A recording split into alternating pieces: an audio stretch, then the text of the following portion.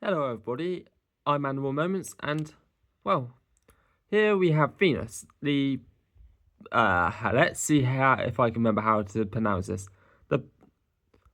She's a false honeypot, the European false honeypot, can't remember the Latin name. So, as I say, this is Venus, and this is going to be a bit different to my normal videos. I'm going to tell you how to look after her. So, as a false honeypot, she really does not like the heat. She'd much rather kind of be around probably 15 to 25 C. As you can see, no heat mat, anything underneath her. I'm actually using cardboard at the moment. They eat roughly the same things as most colonies that you'd expect, but here's the thing, they are really, really shy. If it's alive, they probably will not touch it. So, as you can see, they've got a small piece of mealworm in their test tube. That one's relatively fresh, don't worry.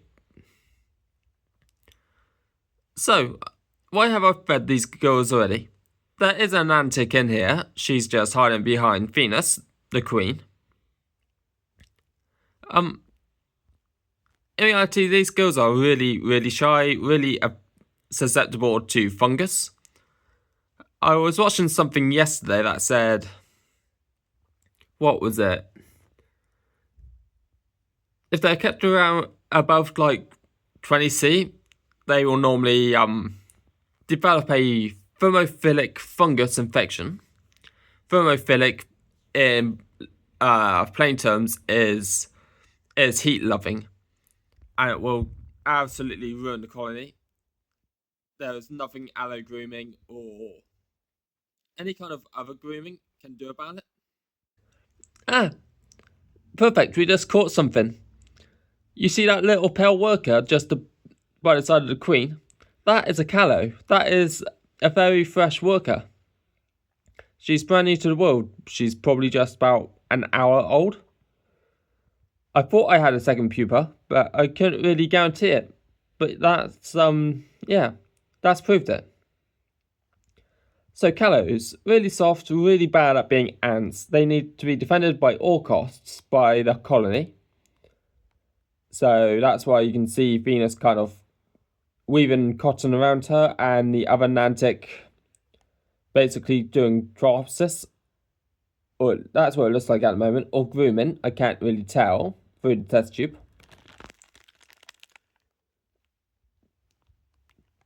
So back onto the care. At this point in time, they don't really need much. They literally just need a test tube with a bit of water in the back. It looks kind of reddy oranges because I've got a red acrylic film underneath me. But yeah, as long as they're hydrated, kept relatively cool, and you eventually give them something to live in. I've got a little micro nest here from Antantics. This is going to be more than enough for quite a long time. I do have an outward coming for these girls though, but this was literally, I wasn't expecting a queen, and let's shove her in something. As always, hydrate your nests.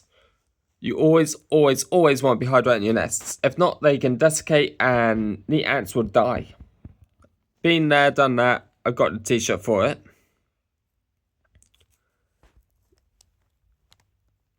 These girls actually, once they build in numbers, they will actually become like, well, not all of them, but some of them will become like repletes. They will fill up their gasters and distend them, full of kind of sugars, carbohydrates, that kind of thing. Well, it won't be sugars, it will be carbohydrates. They are not true honeypots, so they won't fully store sugars. It'll be more of processed carbs. And I believe, what's it called? Yeah, because of how they live in such cold temperatures and they hunt in the colder temperatures, their kind of replete system is how they manage to keep going and keep hunting. If they didn't have it, they would just kind of freeze and dispause like the rest of, well, all native colonies to England and Europe. These girls are native to the UK and to Europe, or at least that's from my own research. They could be more naturalized in the UK, but these girls themselves came from the Netherlands. It was kind of around the same time I went to AntCon, around May. They arrived about 3-4 days after I got back from AntCon. She's got a good brood load. I don't know if you can see it. The camera is a bit... It's not trying to focus on them. It's only trying to focus on the queen. Yeah, she's got about 5 or 6 larvae left with her. Left to kind of pupate and enclose. So, how have they kind of reacted to feedings? Honestly, the first feeding that I ever witnessed, it was that Venus went up to the mealworm slice. A different mealworm slice, not the one that they've currently got. Not this one. But it was that first ever feed. She went up to it and started feeding herself in her own crop. And feeding an antic because it was too shy to really do anything. Which is expected from an antic. You don't really expect them to know how to ant. Not effectively, not to begin with. As you can see, Venus is in really good shape. Her antennas are relaxed and probing, which means she's not stressed. She's just kind of reading her own chemical signatures.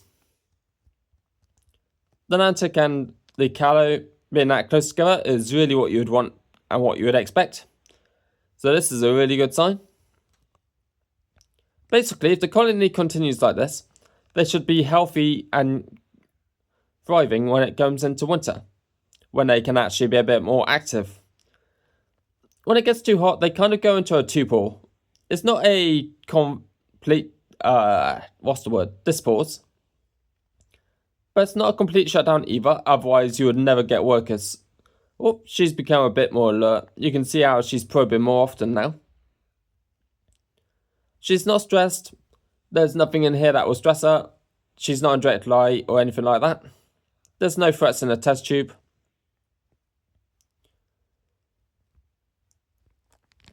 I'm probably actually the stressor at the moment. But the coloration is also beautiful. Look at that kind of black and tan coloration. You'll see that more in the workers than you will the queen. Even though she is meant to be the big focal point for coloration, it's not exactly their strong points. Anyway, when I learn a bit more about these girls, I will obviously update you guys. But right now, I've told you everything I know and everything I've been interested in. Actually, before I go, if you keep these girls around 18C, you can expect to see most of your colonies survive. I'm not really sure why on that right now, other than it slows down fungus growth or completely kills it. I'm not too sure which at the moment. But anyway, thank you guys for watching. This has been Venus, and I have been Manual Moments. And I'll catch you next time.